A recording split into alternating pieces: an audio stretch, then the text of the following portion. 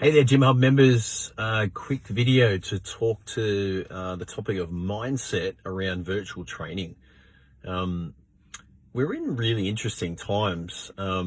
Majority of us before opening a fitness business probably worked as a trainer or as a group fitness instructor, or you perhaps might have worked in a gym, had been to a gym. Therefore, you've taken all this kind of experience and skills and things into it. You've had a chance to sort of prep and get all these systems and processes and role play prior to doing it. What we're facing at the moment is virtual training. You're basically being forced in a 7-day period to flip from bricks and mortar gym very next day to come up with something else. And I say in the 7-day period because if you don't turn it around in a 7-day period, that's where other local facilities, other local brands can sweep up your members, which is a disadvantage not only for cash flow right now during this kind of lockout period, but it's a disadvantage long term because people that are using virtual training at a local gym around the corner from you are likely to actually go to their bricks and mortar gym when it all reopens.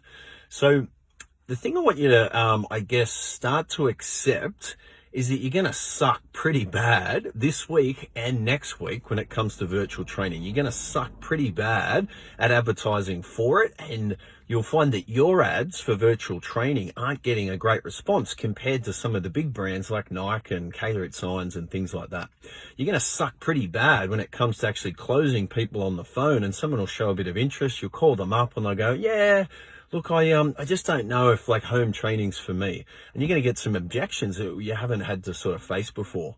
You're going to suck pretty bad when it comes to using Zoom and videoing stuff, and the audio is not great, and the actual exercises chosen probably aren't the best ones for someone if they don't have a little bit of equipment or something like that. This is all 100% normal.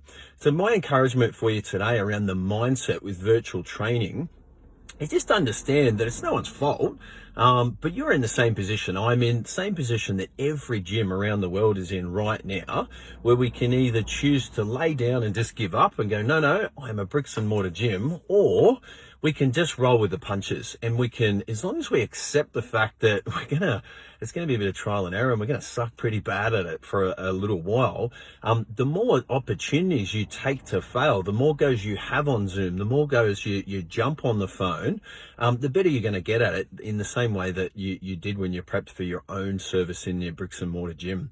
So that's my tip for you today, is just understand that prolific is better than perfect. If you're not running anything in terms of ads because you're waiting till you've got the perfect landing page and the perfect ad copy, I would say you're asleep at the wheel and you're going to miss out. I would go for a prolific. Just try and get something out. Speed is really, really important right now. Accept the fact that you and your staff aren't going to be amazing at it, but just know that the more you actually have a crack at it, if you're busy right now doing it, it's not going to take long. You will pick it up fast. It's not the same speed of learning curve because you have run a bricks and mortar. What's interesting is, although you've got these like some pretty big brands that are out there in online, you've also got some pretty small brands which are pretty shit, if I'm honest. And what you've got is skills and training that they don't have. What you have is like people skills and understanding what people actually need from running a gym for a couple of years. So once you get moving, once you actually pick up a couple of these online nuances and things, you will actually provide this service better than even the smaller brands online will, and it'll be a great direct debit income for you. For most of us, if you're not paying rent, if you've actually cut your wages right back, if you've got 50% of your members on direct debit that have moved over to virtual or more, I know some of us up to 90%, that's a beautiful little income over the next few months while until we get permission to get back in there. So stay positive, guys. I know virtual training isn't your choice. It wasn't your number one option when you woke up at the end of February. Or the end of March. However, it's the situation we're in. You've got to stay positive, and you've got to be willing to make a few errors along the way, but you have to move fast. Good luck with it. Cheers.